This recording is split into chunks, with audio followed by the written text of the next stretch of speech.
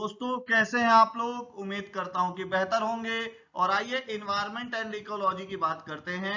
अपन बात करेंगे इन्वायरमेंट के इंपॉर्टेंट क्वेश्चंस की। देखिए इंपॉर्टेंट क्वेश्चन की सीरीज में मैं पॉइंटर फॉर्म ला रहा हूं। कारण क्या है, हम ये देखेंगे कि हमारे इंपॉर्टेंट क्वेश्चन कौन से कहां पर आ सकते हैं और हमारे लिए कौन कौन से। आप क्योंकि देखिए आपको रिवीजन करना है, आपके पास इंपॉर्टेंट क्वेश्चंस के बंच होने चाहिए। मैंने ऐसा सोचा इसलिए ये चीज आपके सामने लेकर आ रहा हूं। क्लियर हो गई बात। तो चलिए स्टार्ट करते हैं एनवायरमेंट एंड इकोलॉजी का इंपॉर्टेंट सेशन। और आप देखिए कि आपने एनवायरमेंट जो पढ़ा है वो आपके दिमाग में कितना है। सबसे पहले बात करते हैं प्रकृति की किडनी किसे कहते हैं। ध्यान दीजिएगा, किडनी ऑफ नेचर किसे कहा जाता है, बहुत इंपॉर्टेंट क्वेश्चन है और ये इस समय बहुत ज्यादा चर्चा में है। तो प्रकृति की किडनी कहलाती है आर्द्र भूमि परितंत्र, वेटलैंड एरिया। ध्यान रखिएगा, वेटलैंड डे कब मनाते हैं हम, 2 फरवरी को। और आपको पता है कि 2 फरवरी 1971 1971 के समय क्या हुआ था, रामसर कन्वेंशन हुआ था जो वेटलैंड एरियाज के लिए है। और आपको यह भी पता है कि हाल ही में 2 फरवरी 2022 के अंदर वेटलैंड्स की संख्या बढ़कर भारत के अंदर 49 हो गई है। क्लियर हो गई बात। आपसे बहुत सारे क्वेश्चंस पूछे जा सकते हैं वेटलैंड को लेकर, क्योंकि हाल ही में भारत में वेटलैंड की संख्या काफी तेजी से बढ़ी है। क्लियर हो गई बात। और आपको पता है कि इसे प्रकृति की किडनी भी कहा जाता है। मध्य प्रदेश के अंदर एक वेटलैंड एरिया है जो बहुत ज्यादा इंपॉर्टेंट है, भोजताल, जिसे 2002 के अंदर क्या किया गया था, वेटलैंड डिक्लेयर किया गया था। क्लियर हो गई बात। चलिए आगे बढ़ते हैं, अगली बात करते हैं। आर्द्र भूमि के संरक्षण के लिए रामसर ईरान में सम्मेलन हुआ था, कब। इंपॉर्टेंट यह है, रामसर कन्वेंशन कब हुआ, ईरान में। तो रामसर एक जगह है ईरान के अंदर, यह भी ध्यान रखिएगा। 1971 2 फेब 1971 जो मैंने आपको अभी ऊपर बताया। क्लियर। आइए अगली बात करते हैं। एकमात्र ऐसा पिरामिड जो हमेशा सीधा ही होता है। ध्यान रखिएगा, ये हमसे ये पूछ रहा है कि ऐसा पिरामिड बताइए जो हमेशा सीधा होता है। ऊर्जा। ध्यान रखिएगा, जो हमारा एनर्जी का पिरामिड होगा वो हमेशा कैसा बनेगा, सीधा बनेगा। ऐसा बनेगा मतलब क्या होगा, आज मान लीजिए यहाँ पे 100 कैलोरी एनर्जी है तो ऊपर कितनी जाएगी 1/10, उसके ऊपर कैसी जाएगी 1/10। मतलब जैसे जैसे आप ऊपर जाएंगे तो एनर्जी का लेवल 90% कम होके 10% ही बचेगा। क्लियर हो गई बात। तो आपसे कभी ऐसा बोले कि ऊर्जा पिरामिड के अंदर नीचे से ऊपर जाने में ऊर्जा का क्या होगा, ह्रास होगा, मतलब क्या होगा, डिक्लाइन होगा। और कितने परसेंट होगा, 90%। सिर्फ ऊपर कितना जाएगा, 1/10। ये ध्यान रखिएगा, बहुत इंपॉर्टेंट है। अगली बात, किस परितंत्र में ऊर्जा का एक पोषण स्तर से दूसरे पोषण स्तर में रूपांतरण की कुशलता को कहलाते हैं क्या। ध्यान दीजिए, ये क्या बोल रहा है भैया, ये बोल रहा है कि एक स्तर से दूसरे स्तर पे जाना है आपको। मान लीजिए आपको क्या करना है, प्राइमरी सेक्टर से कहां जाना है, सेकेंडरी सेक्टर के अंदर जाना है। ठीक है, यहां इस पोर्शन से आपको यहां जाना है। ठीक है, तो ये इसको अपन कहते क्या है, इसको हम कहते हैं पारिस्थितिक दक्षता। मतलब क्या है, इकोलॉजिकल एफिकेसी हम कहेंगे। क्लियर हो गई बात। ठीक है, इसको हम कहेंगे जब वो एक स्तर से कहां जाएगा, दूसरे स्तर में जाएगा। यहां से कहां जा रहा है, मान लीजिए यहां ऊपर जा रहा है। ठीक है, क्लियर। चलिए आइए अगली बात करते हैं जो और इंपॉर्टेंट है हमारे लिए। जैविक अनुक्रम में किस क्षेत्र में उपस्थित होने वाला प्रथम जीव का समुदाय कहलाता है। ध्यान रखिएगा, किसी भी हमारे क्या है बायोलॉजिकल सेगमेंट के अंदर या ऑर्गेनिक सेगमेंट के अंदर हम बात करते हैं, होने वाला प्रथम जीव क्या कहलाएगा, जो सबसे पहले आया है, स्पीशीज जो सबसे पहले आया है उसे हम क्या कहते हैं, अग्रज समुदाय। अंग्रेजी के अंदर कहते हैं पायोनियर कम्युनिटी। मतलब क्या है, मान लीजिए हमारे अर्थ के अंदर कोई सबसे पहले आया तो हमारे पायोनियर कम्युनिटी का सबसे पहले व्यक्ति हो गया। अब अगली बात करते हैं, कोई एक नया इकोलॉजिकल सिस्टम बना है, ठीक है, उसमें कोई एक नई प्रजाति आई सबसे पहले, तो वो इस एरिया के लिए पायोनियर कम्युनिटी हो गई। आइए अगली बात करते हैं, 2 या 2 से अधिक भिन्न परितंत्र के बीच का संक्रमण क्षेत्र जहां जैव विविधता अपेक्षाकृत अधिक होती है क्या कहलाता है, इकोटोन। मतलब ध्यान दीजिएगा, उसको हम क्या कहेंगे, इकोटोन। अब अपन बात किसकी कर रहे हैं, मान लीजिए यहाँ पे एक क्या है, बायोडायवर्सिटी एरिया है, यहाँ पे एक बायोडायवर्सिटी एरिया है। अब ये दोनों पास में है, इन दोनों के बीच का जो एरिया कहलाएगा वो क्या कहलाएगा, ध्यान रखिएगा, इकोटोन कहलाएगा। और यहाँ पे भी बायोडायवर्सिटी बहुत ज्यादा होगी और ये ट्रांजिशन फेज है एक तरीके से। ठीक है, एक बायोडायवर्सिटी एरिया से लेके दूसरे बायोडायवर्सिटी एरिया के बीच का।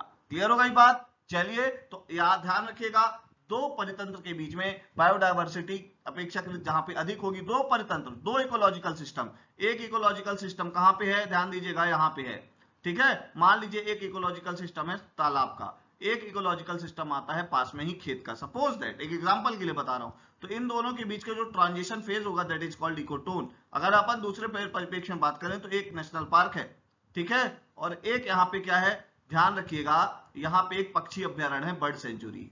अब यहां से यहां जाने में जो चेंजेस आएंगे, ठीक है, वो क्या कहलाएगा, ध्यान रखिएगा, इकोटोन, ठीक है। चलिए आगे बढ़ते हैं। जैव विविधता हॉटस्पॉट शब्द का सर्वप्रथम प्रयोग किसने किया था, biodiversity hotspot word firstly introduced by वूम, ये पूछा जा सकता है सबसे पहले किसके द्वारा किया गया, जैव विविधता बायोडायवर्सिटी शब्द का प्रयोग, नॉर्मन मायर्स, ये इंपॉर्टेंट नाम है, नॉर्मन मायर्स का नाम याद रखिएगा, बहुत ज्यादा इंपॉर्टेंट है। 1988 के अंदर, आजकल सन भी पूछने लगा है एमपीपीएससी, ध्यान रखिएगा। अब बायोडायवर्सिटी हॉटस्पॉट एरियाज की बात करते हैं तो भारत के अंदर 4 बायोडायवर्सिटी हॉटस्पॉट एरिया है। एक तो हमारा होगा क्या, पूर्वी हिमालय, ईस्टर्न हिमालय, उसके बाद हमारा होगा पश्चिमी घाट, वेस्टर्न घाट, उसके बाद अपन बात करेंगे 2 सेगमेंट के बाद तीसरा आता है सुंडागर्त का इलाका। सुंडागर्त ध्यान रखिएगा, बेसिकली सुंडा जो ट्रेंच है बेसिकली इंडोनेशिया में है, पर आपको ये भी ध्यान रखना है क्या कि ये भी एक बायोडायवर्सिटी एरिया में आता है, और एक म्यांमार और अंडमान के बीच में आता है जो कोक द्वीप के आसपास का एरिया है, वो भी एक हॉटस्पॉट एरिया है। टोटल 4 हॉटस्पॉट एरिया है जो इंडिया के अंदर रिलाय करते हैं, 2 इंडोनेशिया और इंडिया के कंबाइंड है और 2 पूरी तरह इंडिया में है। 2 पूरी तरह इंडिया में कौन कौन से हैं, ईस्टर्न हिमालय, ध्यान रखिएगा, और अगली बात क्या है, वेस्टर्न घाट्स। ओके, चलिए आगे बढ़ते हैं। केवलादेव रणथंभौर एवं सरिस्का नेशनल पार्क कहां स्थित है, राजस्थान में। केवलादेव बहुत ज्यादा चर्चा में था और रणथंभौर से ज्यादा चर्चा में अभी कोई जगह नहीं आई। रणथंभौर में अभी कुछ ही दिनों पहले आग लगी थी और उस आग को बुझाने के लिए असक्षम होने वाले कुछ अधिकारियों को सस्पेंड भी किया गया था, बहुत ज्यादा चर्चा में रहा है। और सरिस्का नेशनल पार्क और केवलादेव के बारे में कौन नहीं जानता, इसलिए राजस्थान में ये स्थित है, बहुत ज्यादा इंपॉर्टेंट है, आपको पता होना चाहिए। क्लियर हो गई बात। चलिए आप एक बात और कमेंट बॉक्स में मुझे बताइए, राजस्थान में कितने टाइगर रिजर्व है। आइए अगली बात करते हैं। वैसे प्रदूषक जो सूक्ष्म जीवी गतिविधियों के कारण निम्नीकृत हो जाते हैं क्या कहलाते हैं, मतलब क्या है, जो हमारे क्या होते हैं, सूक्ष्म जीव होते हैं, ठीक है, माइक्रो ऑर्गेनिज्म होते हैं, उनके कारण क्या होता है, उनकी गतिविधियों के कारण, उनकी एक्टिविटी के कारण क्या हो जाते हैं, एक तरीके से हम क्या करते हैं, वो क्या हो जाएंगे, निम्नीकृत हो जाएंगे, मतलब डिकम्पोज हो जाएंगे एक तरीके से, है ना, या कम हो जाएगा, उनका लेवल क्या हो जाएगा, कम हो जाएगा। इसको हम बोलते हैं जैव निम्नीकृत प्रदूषक। क्लियर हो गई बात। चलिए आगे बढ़ें। ऑक्सीजन की वह मात्रा जो जल में कार्बनिक पदार्थों के जैव रासायनिक अपघटन के लिए आवश्यक होती है क्या कहलाती है, मतलब क्या है, ध्यान रखिएगा, बायोकेमिकल डिकम्पोजिशन के लिए क्या आवश्यक है, ऑक्सीजन की कौन सी मात्रा है, ध्यान रखिएगा, उसको हम कहते हैं बायोलॉजिकल ऑक्सीजन डिमांड, बीओडी, ठीक है, जैविक ऑक्सीजन मांग। बीओडी जितनी ज्यादा होगी, ठीक है, वो आप ध्यान रखिएगा, वहां पे प्रदूषण उतना ज्यादा होगा, बीओडी जितनी कम होगी, ध्यान रखिएगा, प्रदूषण का स्तर उतना कम होगा। चलिए क्लियर हो गई बात। आइए अगली बात करते हैं। पर्यावरण के अधिकारों की सुरक्षा तथा पर्यावरण संबंधी कानून के प्रभावी क्रियान्वयन के लिए राष्ट्रीय हरित अधिकरण एनजीटी की स्थापना कब की गई, हमारे ध्यान रखिएगा ये कमीशन वाले पोर्शन में भी आता है, तो इन्वायरमेंट प्रोटेक्शन के लिए और इन्वायरमेंट लॉस को इंप्लीमेंट करने के लिए हमारे यहाँ किसकी स्थापना की गई, एनजीटी की। और एनजीटी की स्थापना कब हुई, अक्टूबर 2010 के अंदर, बहुत ज्यादा इंपॉर्टेंट है, ध्यान रखिएगा। क्लियर। आइए अगली बात करते हैं। गंगा डॉल्फिन बहुत इंपॉर्टेंट है, राष्ट्रीय जलीय जीव।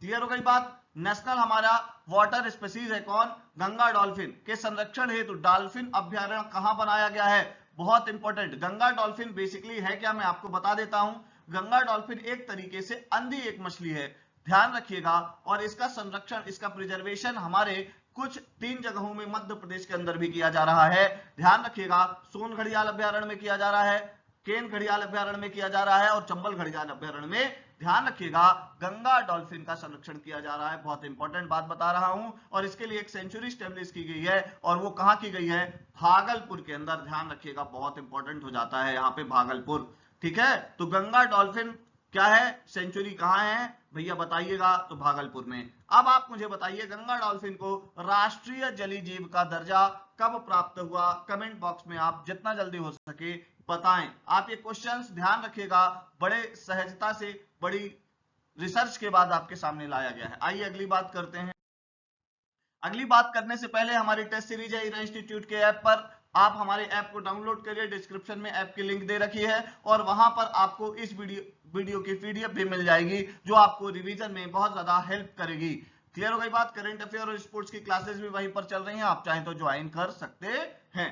केंद्रीय मगरमच्छ प्रजनन एवं प्रबंध प्रशिक्षण संस्थान कहाँ है, ध्यान रखिएगा, आपको ये पता करना है कि मगरमच्छ प्रजनन और प्रबंधन मतलब होता है मैनेजमेंट, प्रशिक्षण का मतलब होता है क्या भैया, ध्यान रखिएगा, ठीक है, ट्रेनिंग। और भैया ध्यान रखिएगा ये कहां पे है, तो हैदराबाद में है। केंद्रीय मगरमच्छ प्रजनन एवं प्रबंधन प्रशिक्षण संस्थान कहां पे है, हैदराबाद के अंदर। क्लियर। आइए अगली बात करते हैं।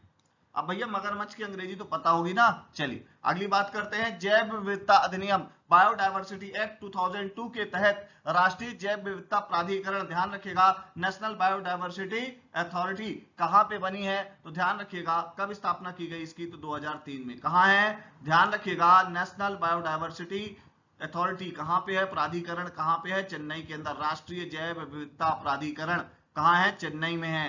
और इसके एस्टेब्लिशमेंट कब किया गया, 2003 में किया गया। किस एक्ट के अकॉर्डिंग किया गया, ध्यान रखिएगा, बायोडायवर्सिटी एक्ट 2002 के अकॉर्डिंग। आइए अगली बात करें। मानवीय गतिविधियों से जलवायु परिवर्तन के खतरों का मूल्यांकन करने हेतु, ध्यान रखिएगा, ह्यूमन एक्टिविटी के कारण, ध्यान रखिएगा, जो कोई क्या करे, थ्रेट को क्या करे, एवेल्युएट करे, तो यूएनईपी तथा डब्ल्यूएमओ द्वारा, ध्यान रखिएगा, यूएनईपी तथा डब्ल्यूएमओ द्वारा जलवायु परिवर्तन पर अंतर सरकारी पैनल आईपीसीसी की स्थापना की गई। ध्यान रखिएगा, आईपीसीसी बहुत इंपॉर्टेंट है, ठीक है, ध्यान रखिएगा। आईपीसीसी कैसा पैनल है, ध्यान रखिएगा, इंटर गवर्नमेंटल पैनल है, अंतर सरकारीय पैनल है, और ये जलवायु परिवर्तन पे, क्लाइमेट चेंज पे बात करेगा, ठीक है, आईपीसीसी। ध्यान रखिएगा, इसको किस किस ने मिलकर बनाया है, यूएनईपी और डब्ल्यूएम, इन दोनों का कंबाइंड प्रोजेक्ट है, और इसको स्टैब्लिश किया गया 1988 के अंदर। यूएनईपी का बहुत ज्यादा महत्व है, ठीक है, और हमारे आईपीसीसी का भी बहुत ज्यादा महत्व है। क्लियर हो गई बात। चलिए अगली बात करते हैं। आईपीसीसी का फुल फॉर्म आपसे पूछ ले तो ध्यान रखिएगा, inter governmental panel on climate change. अगली बात करते हैं ये पूछा जा सकता है आपसे बहुत ज्यादा, अभी भी चर्चा में है, क्योटो प्रोटोकॉल कब प्रभावित हुआ, क्योटो प्रोटोकॉल कब इनेक्ट हुआ, तो 2005 के अंदर। क्योटो प्रोटोकॉल कब आया, जरा कमेंट बॉक्स में आप बताइए। और आपको पता होगा कि कार्बन क्रेडिट की बात सबसे पहले क्योटो प्रोटोकॉल के अंदर की गई थी, ये भी आपको ध्यान में रखना है। जैव संशोधित जीवों एलएमओ, ध्यान रखिएगा, एलएमओ के सुरक्षित हस्तांतरण के लिए प्रोटोकॉल कौन सा है, आप लोग ध्यान नहीं देते हैं। जीवित संशोधित जीवों के लिए, ध्यान रखिएगा, सुरक्षित हस्तांतरण के लिए प्रोटोकॉल मतलब क्या है, कोई भी जीवित स्पीसीज है, आप उसको एक जगह से दूसरे जगह स्थानांतरित करेंगे, ट्रांसफर करेंगे, तो क्या होगा, इससे उस स्पीसीज की जो विविधता है उसमें कोई कमी नहीं आएगी, और उसका संरक्षण एक्स-सी2 रूप में हम कर पाएंगे अगर हम अच्छे से क्या करेंगे, ट्रांसफर करेंगे। और इसके लिए एक प्रोटोकॉल बनाया गया है, that is called Cartagena protocol, Cartagena protocol. ध्यान रखिएगा, ये जैव सुरक्षा प्रोटोकॉल है, बायोसिक्योरिटी प्रोटोकॉल है, बहुत इंपॉर्टेंट है। कार्टाजेना प्रोटोकॉल आप लोग जनरली ध्यान नहीं देते। आइए अगली बात करें। जलवायु परिवर्तन से होने वाले खतरों से निपटने में सहायता के लिए ग्रीन क्लाइमेट फंड की स्थापना हुई थी। बहुत इंपॉर्टेंट है, ग्रीन क्लाइमेट फंड स्टेब्लिशन, बहुत इंपॉर्टेंट क्वेश्चन मैं आपको बता रहा हूं 2010 के अंदर। क्लाइमेट चेंज के लिए, क्लाइमेट चेंज के थ्रेट से बचने के लिए, क्लाइमेट चेंज को रोकने के लिए क्या बनाया गया भैया, ग्रीन क्लाइमेट फंड। और ये कब बनाया गया, 2008 के अंदर। अब मुझे बताइए ग्रीन क्लाइमेट फंड को बनाया किसने, जरा कमेंट बॉक्स में इतनी मेहनत करिए। आइए अगली बात करते हैं। अगली बात है यूनेस्को के मैन एंड बायोडायवर्सिटी क्षेत्र, बायन एंड बायोडायवर्सिटी क्षेत्र का एक वीडियो बना हुआ है, इसमें एमपी का भी है और नेशनल भी है, सारे बायोडायवर्सिटी एरियाज हैं। पहले इसे बायोडायवर्सिटी एरिया बोला जाता था, धीरे धीरे इसको मैन एंड बायोस्फीयर रिजर्व बोला जाने लगा। ध्यान रखिएगा, तो नोकरेक जैव मंडल कहां स्थित है भैया, आपको ये बताना है। तो भैया ध्यान रखिएगा, नो क्रेक बहुत इंपॉर्टेंट क्या है, बायोडायवर्सिटी एरिया है हमारे मध्य प्रदेश के अंदर और इसको यूनेस्को से भी मान्यता प्राप्त है। ध्यान रखिएगा मेघालय में स्थित है, बहुत इंपॉर्टेंट है। Nokrek located in Meghalaya, बहुत इंपॉर्टेंट बात है। क्लियर हो गई बात। चलिए, तो यूनेस्को की वर्ल्ड हेरिटेज साइट में इंडिया की कितनी साइट हैं, कमेंट बॉक्स के अंदर बताइएगा। और बायोडायवर्सिटी एरिया का एक पूरा बायोडायवर्सिटी एमपी और नेशनल दोनों को कवर करते हुए मैंने एक वीडियो बनाया है, प्लीज उसको एक बार जरूर देखें। प्रवाल के साथ सहजीवी संबंध में कौन रहता है, बहुत इंपॉर्टेंट है, ध्यान रखिएगा।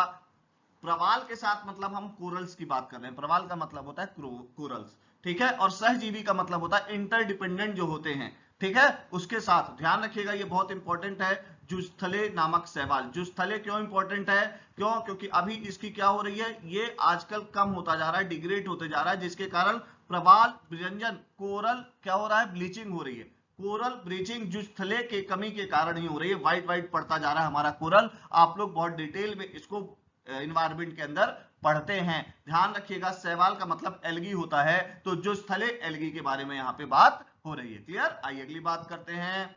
भीतरकनिका तथा सिमलीपाल नेशनल पार्क वेयर कहां है, तो भीतरकनिका तथा सिमलीपाल राष्ट्रीय उद्यान स्थित है। ध्यान रखिएगा ओडिशा, बहुत इंपॉर्टेंट है, सिमलीपाल भीतरकनिका बहुत इंपॉर्टेंट है। और आपको यहाँ पे मैं बता दूं, या ये अगर आप पढ़ रहे हैं तो आपको ये भी पता होना चाहिए कि भैया अभी हमने आपको बताया था कि नहीं बताया था, पर आपको ये पता होना चाहिए कि उड़ीसा से कुछ टाइगर इंडिया मध्य प्रदेश में भी आ रहा है और मध्य प्रदेश से कुछ टाइगर कहां जा रहे हैं, उड़ीसा भी जा रहे हैं। जरा मुझे कमेंट बॉक्स में बताइए कि वो कौन सा टाइगर रिजर्व है जहां पर आ रहे हैं और जा रहे हैं। क्लियर हो गई बात। क्लियर। अगली बात करें अपन, चलिए, है ना। अब आपको बताना है भीतरकनिका और सिमलीपाल, अभी एक हिंट दे देता हूं, वो भी साथ से ही है।